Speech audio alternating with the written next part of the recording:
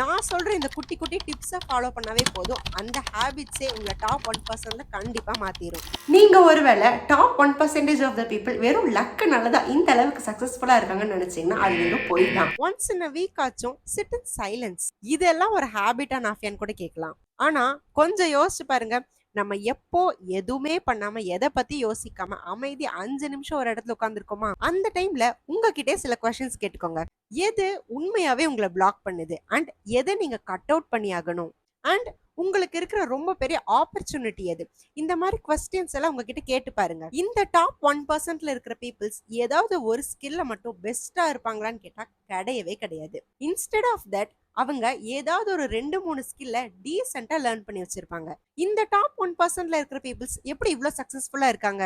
அவங்க எதை ஃபோக்கஸ் பண்ணணுங்கிறத தாண்டி எதையெல்லாம் இக்னோர் பண்ணணுங்கிறத கூட நல்லாவே தெரிஞ்சு வச்சிருப்பாங்க. சாதாரணமாவே நம்ம எல்லாரும் பண்ற தப்பு என்னன்னா, ஏதாவது ஒரு விஷயம் நடந்துச்சுன்னா ஏதாவது ஒரு வெக்கேஷன் போய் அதை வெண்ட் அவுட் பண்ணணும், இல்ல லாங் லீவ் எடுத்துக்கணும், இப்படி எல்லாம் நினைக்கிறது தான். Instead of waiting for the big vacation உங்களை நீங்களே டெய்லி ரீசார்ஜ் பண்ணியே ஆகணும். Which is 10 minutes walk, deep breathing and ஒரு ஷார்ட் நாப்பா கூட இருக்கலாம்.